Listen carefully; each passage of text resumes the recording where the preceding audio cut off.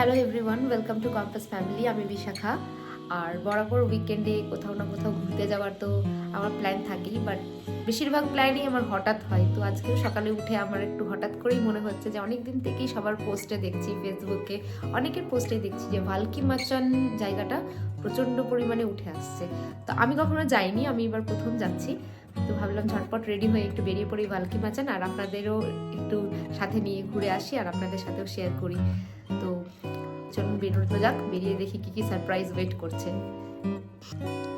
আজ সকালে রাস্তায় বেরিয়েই প্রথম যেটি আমার চোখে পড়েছে বা আমার মন কেড়ে নিয়েছে সেটি হচ্ছে আজকের এই সুন্দর আকাশ।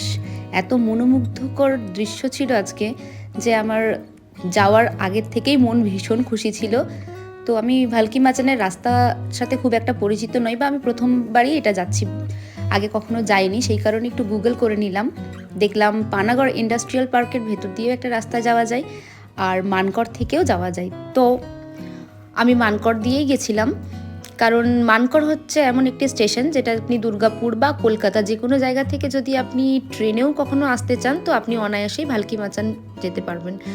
এখান থেকে নেমে এক টোটো স্ট্যান্ড আছে যেখান থেকে আপনি টোটো করে যেতে পারবেন। আর যাওয়ার রাস্তায় আমি সবথেকে ভালো একটা যে জিনিস পেয়েছি, একটা গ্রামের দৃশ্যে একটা বড় ঝিল এবং আম গাছ দিয়ে ঘেরা পুকুর পাড়।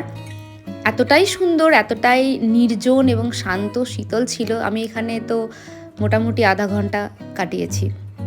তারপর একটু এই গ্রামের রাস্তায় হেঁটে চলে দেখলাম, আমাদের ছোটোবেলায় অনেক গ্রামে থাকতাম তখন ছোট ছোট তেওড়ি ফুল পাওয়া যেত। জানি না এগুলোকে তেওড়ি ফুলই বলে কিনা, তবে আমি এগুলোকে তেওড়ি ফুল নামেই চিনি। আর আজকাল ইট কাঠ পাথরের শহরে ধীরে ধীরে এই গাছগুলোও আমাদের সাথে আর থাকছে না, চলে যাচ্ছে। জানি না এই স্পিসিসগুলো পরে আবার দেখতে পাবো কিনা, তাই আমি ক্যামেরায় একটু বন্দি করে রাখলাম। তারপর আমরা পৌঁছালাম ভালকি মাচান। ভালকি মাচানে একটা টাওয়ার আছে এবং এখানে একটা অরণ্য সুন্দরী নামে একটা রিসর্ট আছে। আর এই দুটোর মাঝে একটা ছোট্ট বনাঞ্চল আছে যেটা কানেক্ট করে রেখেছে এই দুটোকে, আর মাঝখানে একটা বড় রাস্তাও আছে। তো এখান থেকে আমি প্রথমে টাওয়ারটা দেখতে গেলাম। টাওয়ারটি অত্যন্ত সুন্দর। এই টাওয়ারটা নিয়ে বিভিন্ন রকমের মতামত আছে। কেউ বলে যে এই ভালকি মাচানের পুরো নাম ছিল ভালুক মাচান। এখানে বর্ধমানের কোনো এক জমিদার বা রাজারা আসতেন, এখানে শিকার করতেন, আর এখানে তখন ভালুকের প্রাচুর্যতা থাকায় ভালুক শিকার করা হতো এবং তার সাথে অন্যান্য জীবজন্তুও শিকার করা হতো। আর এর সাথে যে দ্বিতীয় কথাটি প্রচলিত আছে, যেটি আমার সবথেকে বেশি বিশ্বাসযোগ্য মনে হয়েছে, সেই কথাটিও আমি আপনাদের সাথে শেয়ার করব। তার আগে চলুন এখানকার একটা সবথেকে ভালো জিনিস ঘুরে আসি। এখানের এই টাওয়ারটির থেকেও বড় যে জিনিসটা আমার প্রাপ্তি বা আমার মনে হয়েছে যে এখানে যে কেউই আসুক তার ভালো লাগবে, সেই জিনিসটি হচ্ছে এখানকার বনাঞ্চল, বা আপনি বলতে পারেন ফরেস্ট, জঙ্গল, যেটাই বলতে পারেন। খুব ঘন নিবিড় নয়, কিন্তু আবার খুব ফাঁকাও নয়।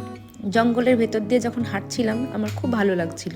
সবুজ বনাঞ্চল আমার বরাবরই ভীষণ প্রিয়, তবে এই রাস্তা দিয়ে যখন হাঁটছিলাম লাল মাটির সাথে ভেজা গন্ধ আসছিল নাকে, তার সাথে পাতার গন্ধ, কাঁচা কাঠের গন্ধ এবং পাখিদের যে কিচিরমিচির আওয়াজ, তাতে খুব সুন্দর একটা পরিবেশ ছিল। এবং এই রাস্তাটা দিয়ে খুব বেশি কেউ চলাফেরাও করে না, কিন্তু এই রাস্তাটি মানুষের ব্যবহারযোগ্যই রাস্তা, তবে খুব ফাঁকা, নির্জন।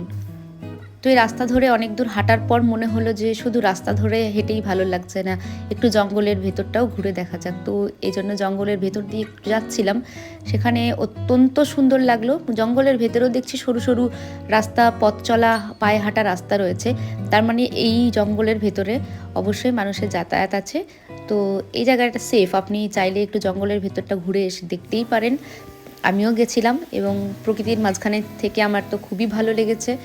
অসাধারণ, পাতার ফাঁক দিয়ে দিয়ে হালকা সূর্যের আলো আসছিল যখন সেগুলো গায়ে পড়ছিল, সে এক আলাদাই অনুভূতি। তারপর ফেরার পথে দেখলাম কিছু এখানকার বাসিন্দা যারা এই পথ দিয়ে হাঁটাচলা করছেন। আমি যতক্ষণ ছিলাম তার মধ্যে এই দুজন মানুষকেই আমি দেখতে পেয়েছিলাম যারা এই রাস্তা বরাবর হাঁটাচলা করছেন। তারপর বেরিয়ে আমি ঠিক করলাম যে এবার বাড়ি ফেরা যাক। আর দ্বিতীয় যে তথ্যটি ভালকি মাচান সম্পর্কে কম বেশি শোনা যায় সেটি হলো যে এই যে টাওয়ারটি দেখা যায়, এই টাওয়ারটি হচ্ছে যখন আমাদের চিঠির প্রচলন শেষ হয়ে টেলিগ্রামের প্রচলন শুরু হওয়ার মাঝামাঝি সময়ে, তখন সরকারি যে কোনো কাজ হতো তো এই টাওয়ারগুলির মাধ্যমে করা হতো। সেগুলি বিভিন্ন রকম সিগন্যাল পাস করিয়ে এই টাওয়ারগুলি দিয়ে কাজ করানো হতো। তো এই তথ্যটি আমার বেশি যুক্তিসম্পন্ন মনে হয়েছে, কারণ ভালকি মাচানের যে ইট সিমেন্টের তৈরি যে টাওয়ার রয়েছে, আর যেই সময়কার রাজা বা জমিদারদের কথা এখানে বলা হয়, তখন ইট সিমেন্টের প্রচলন এতটাও ছিল না। তখন হলে হয়তো চুন সুরকি এগুলোরই ব্যবহার বেশি হতো। তো আমার মনে হয় এগুলি সেই সরকারি সিগন্যাল টাওয়ারই। যাই হোক, এই একটা দিন উইকেন্ডে প্রকৃতির মাঝে, সবুজের মাঝে সময় কাটিয়ে আমার বেশ ভালো লেগেছে। সো ভিডিওটি কেমন লাগলো এবং তথ্য সম্পর্কে আপনাদের কি মতামত অবশ্যই কমেন্টে জানাবেন। আর উইকেন্ডে পারলে একবার অবশ্যই ভিজিট করুন ভালকি মাচান।